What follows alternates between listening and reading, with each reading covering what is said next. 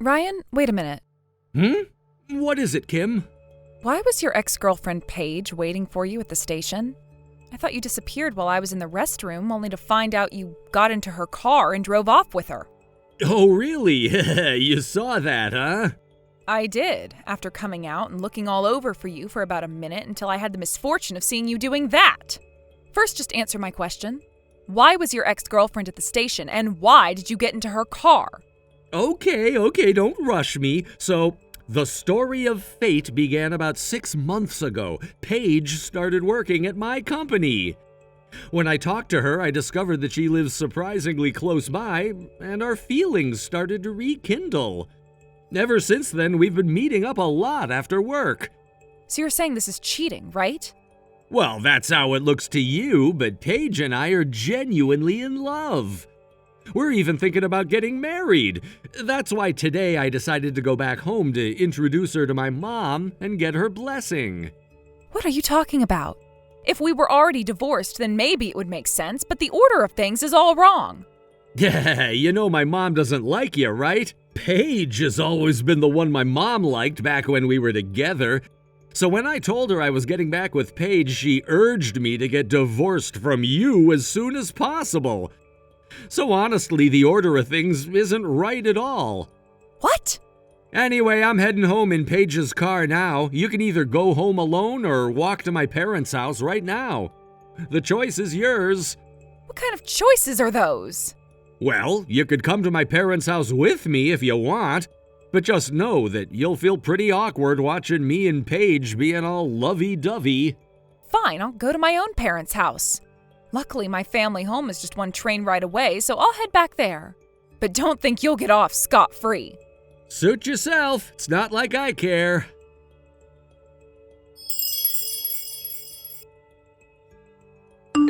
Hey, sorry to keep you waiting. I apologize for taking so long to get in touch. Kim, were you okay over there? Did that misunderstanding family do anything to you? Oh, I'm fine, really. After I dropped him off at the entrance, I quickly texted him saying I'm meeting my fiancé now without even getting out of the car. It was kind of amusing. What kind of face did he make? He had his eyes wide open and he just said, "Huh?" It was honestly the most ridiculous expression you could imagine. I can totally picture that. By the way, I never expected that Ryan would be at my new workplace. I was shocked to find out he's married, and then to hear that his wife is someone I went to middle school with. What a double surprise. So you dated Ryan back in high school, right? Yeah, but it was for less than 2 weeks. Wait, does that even count as dating? Well, at least in his mind, it probably does. But still, I think he finally realized just how wrong he was about everything. I feel bad for causing you so much trouble. Even my mother-in-law took Ryan's words at face value. It seems like you really need to directly deny things to clear up this mix-up. It's okay, I don't want to be dragged into his misguided stalker antics any longer, so I was more than willing to help out. I truly appreciate it. By the way, are you heading out to meet your fiancé's family now? Yes, I just met up with him a little while ago, and we're on our way to his family's house right now. Got it. I am so nervous. You'll be fine, really. Just take a deep breath and try to relax, like you usually do. Thanks, but you have your own battle to face soon. Yeah, I guess I do. First, I need to make a quick trip back to my place to grab my things. It's going to be a bit hectic. Right. Good luck with that. But remember, don't push yourself too hard.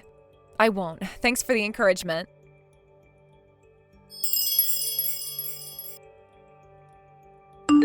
Hey! What do you think you're doing, moving your stuff out of the house? Oh, I'm just back at my place now. I get that, but first you need to answer my question. Well, when you get divorced, it's usually the non-head of household who moves out, right? No, rejoice! You don't have to get divorced after all! Wait, but I thought we were going through with the divorce. What?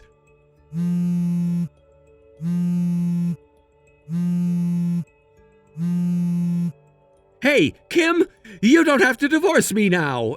At least respond with some excitement. Why should I? We're practically strangers now. What are you talking about? Aren't you at your family's house right now? I'll come pick you up, so get ready and wait for me. This is exactly why we're getting a divorce. Yes, I get it, but forget all that for now. You didn't really send that completed divorce notice to my family's house, did you? Oh, you've got to be kidding. Huh? When I arrived at my parents' house yesterday, my mother handed me a brown envelope that had your name on it as the sender. Oh, no. When I opened it, it was the divorce papers. Well, that's... The postmark says you mailed it from a mailbox near your office the day before yesterday. So it means you were already planning to get divorced before we even went back home together. I mean, that's invalid now. No, it was accepted, so it was valid. But now it's invalid. Why is that? I was deceived by Paige. She went so far as to transfer to my workplace and then arranged the date for her to meet my family for marriage. Yet on the very day we were going back to her hometown, she suddenly claimed that her fiancé was someone else. That's your complete misunderstanding. What? Paige didn't switch jobs just to follow you. She was headhunted and just happened to end up at your company. And the date for the marriage introduction? That was about Paige and her fiancé, not you. But that fiancé was supposed to be me. And there lies your biggest, most terrible misunderstanding. Huh? According to Paige, when she told her coworkers that the date for the introduction had been decided, you happened to be nearby and for some reason gave a thumbs up and winked at her saying, "Got it." Then you sent a message from the company phone saying, "On the day, come pick me up at the station and I'll be bringing my wife, but I plan to declare my divorce in front of you." A stream of one-sided misunderstandings kept coming her way. Paige tried to tell you that she had another fiancé and that your behavior was a hassle, but you completely ignored her. No way! Afterward, you just went on celebrating by yourself, and then you told your parents you were getting back together and moving forward with the marriage without knowing the real situation. When she talked to her fiancé and others around her, she found out through mutual acquaintances that your wife is actually me, someone who went to middle school with Paige. Wait, a middle school classmate? You know Paige? Yeah, apparently you didn't know that. I can't believe it. This is the first time I'm hearing about it. That's how things turned out. Paige reached out to me, and after realizing that you were so caught up in your misunderstandings, we concluded that the only way to wake you up to reality was through some exaggerated actions that were very clear. That's why I went along with the plan at the station yesterday. So, all of this happened because of misunderstandings?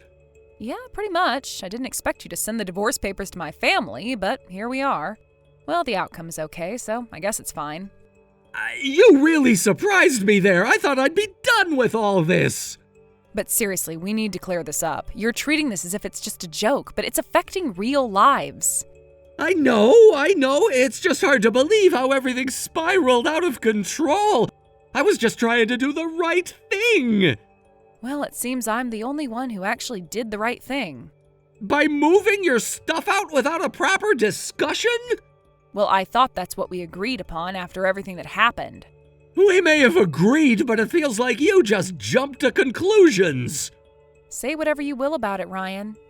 In the end, you're the one that asked for this, so goodbye forever now.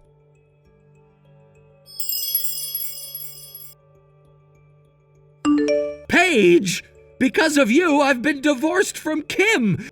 You need to take responsibility and marry me. You brought this on yourself by not listening to what people were saying. Honestly, even now, knowing I have a fiancé, how can you still ask me to marry you? Are you okay in the head? What do you mean by that? Then why did you come to pick me up in the car and drive me to my parents' house? At that time, it was just the two of us in the car. I mean, normally you wouldn't be alone with a guy unless you liked him, right? Well, I figured you wouldn't do anything inappropriate while I was driving, but actually, my younger brother was hiding in the back seat the entire time. Wait, your brother? Yeah, the dash cam was recording the whole time, capturing everything that happened inside the car. Dash cam? Plus, I was on a call with my fiancé the entire time, too. What? So the moment we were alone together in the car didn't last even a second. Seriously? Oh, and one more thing. My fiancé is Devin, the guy you've been pushing all that work onto. Wait, Devin? By the way, he's the son of the president's sister. No way! Apparently, complaints about your work attitude have been piling up from Devin and other employees, too. Really? Including your harassment towards me. It's likely that serious penalties for compliance violations could be coming your way. You should prepare yourself mentally for that. What a dead end this is! Honestly, it's looking pretty grim for you right now.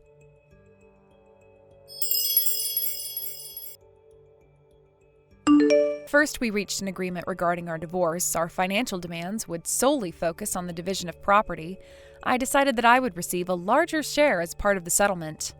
This decision was made to ensure that the financial aspect of our separation was settled amicably and fairly. After all the turmoil and emotional strain I had gone through, I wanted to close this chapter of my life as neatly as possible.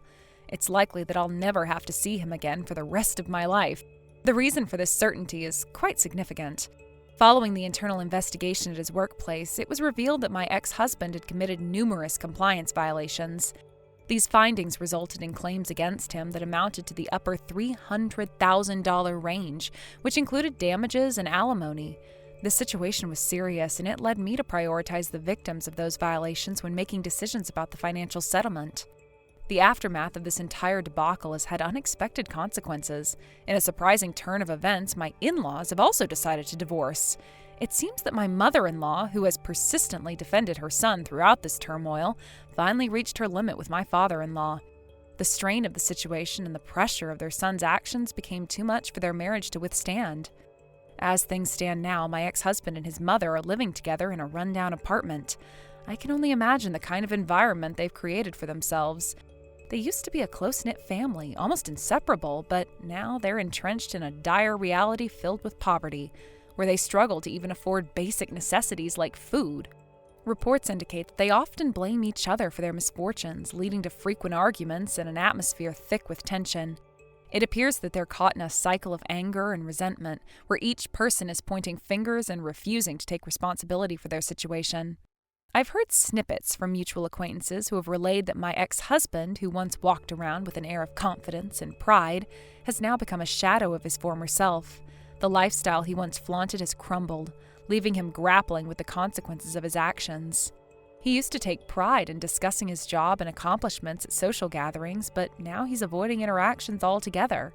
He's become a recluse, ashamed of what he has become. It's somewhat poetic to think that the confidence he once wore like armor has now been stripped away, revealing a person who must face the reality he's created through his careless choices. In the past, he was the center of attention, celebrated for his success and charisma. But now the whispers surrounding him have shifted from admiration to disappointment. Friends and colleagues who once looked up to him are now distancing themselves, reluctant to associate with someone who has brought such shame upon himself. The social gatherings he thrived in are a thing of the past. Instead of being the life of the party, he's now left alone in that dingy apartment, which must feel like a prison. His former lifestyle has vanished, and he's left to confront the stark reality of survival. As for my mother-in-law, she seems to be struggling with her own identity. For so long, she took pride in being the supportive mother, but now she finds herself isolated from her social circle. The friends she used to rely on have distanced themselves, unwilling to associate with her due to her son's actions. The warmth of their family life has turned cold, replaced by an uncomfortable silence filled with unspoken tensions. Their daily existence must be filled with constant reminders of what they once had, now overshadowed by the fallout of my ex-husband's behavior. While they live together, the reality of their financial troubles is palpable. The apartment they share is small, lacking in the comforts they once took for granted. From what I've gathered, they often bicker over trivial matters, their arguments fueled by stress and desperation.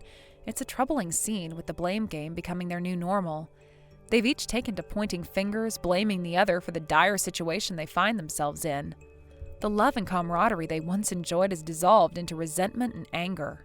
There are times when I can't help but feel a sense of vindication. The chaos that my ex-husband unleashed in my life seems to have come full circle, now landing squarely on his shoulders. Watching him struggle to make ends meet and to deal with the consequences of his actions brings a strange sense of satisfaction. For so long, I felt powerless and trapped in a toxic environment, but now I see the repercussions of his choices, and it reinforces my decision to leave that life behind. He used to laugh off my concerns, telling me that I was overreacting. Yet here he is now, faced with the reality of what he's created. The luxury of denial has been stripped away, and he must confront the truth. His actions have repercussions, not just for me, but for everyone in his life. I remember the days when he would belittle my worries, insisting that everything was fine. Now, with the weight of compliance violations looming over him, he has to grapple with the consequences of his poor choices. It's almost like poetic justice. He may have thought he was untouchable, that he could continue living without any accountability. But life has a way of balancing things out. Now the social gatherings he once enjoyed have turned into a cautionary tale, one where he is the subject of ridicule and disappointment. As I reflect on this, I can't help but think about how my mother-in-law has been affected as well. While I can empathize with her situation, I find it difficult to feel too much sympathy. After all, she chose to defend her son even when evidence against him mounted. Now that she's entangled in the fallout, she must face the reality of her blind loyalty. This entire experience has served as a harsh lesson for everyone involved. It's a reminder that actions have consequences and ignoring the signs can lead to disastrous results. For my part, I've learned to value my independence and self-worth, and watching them struggle only reinforces my belief that walking away was the right choice. I've moved on and started to rebuild my life. The burden of my past has begun to slowly lift, and with each passing day I feel more empowered. I no longer have to live in fear of my ex-husband's temper or the judgments of my former in-laws. There's a sense of freedom that comes with severing those ties. It's liberating to realize that I can forge my own path without being held back by the toxicity that once surrounded me. The struggles of my ex-husband and mother-in-law serve as a stark contrast to the journey I'm on, one filled with hope and promise. Ultimately, I feel grateful for the lessons this journey has taught me. I'm stronger than I ever thought possible, and I am ready to embrace whatever comes next. The past may have been painful, but it shaped me into the person I am today, and for that, I will always be thankful. As I move forward, I will carry these lessons with me, knowing that I have the strength to overcome any obstacle that comes my way. I've learned to trust in my own resilience, and I am excited to see what the future holds. While I wish my ex-husband and mother-in-law well, I also understand that I cannot let their struggles weigh me down. Life continues, and so do I. I have a new chapter ahead of me, and I am eager to explore it. This is not just a new beginning. This is an opportunity to redefine myself. I'm determined to build a life that is filled with positivity, joy, and fulfillment. The past may have its hold on me, but I am ready to break free from its chains and embrace the possibilities that lie ahead. The world is vast, and I know there are countless opportunities waiting for me. I'm ready to seize them, to make my mark, and to create a life that reflects my true self. With each passing day, I will continue to grow, learn, and evolve, knowing that I am capable of achieving great things. Thank you for watching and listening. We hope you enjoyed the video. Don't forget to like this video and subscribe. Also, feel free to leave a comment about what you thought of the story. We look forward to seeing you at the next story. Thank you for watching. Please subscribe and hit the like button. See you next time.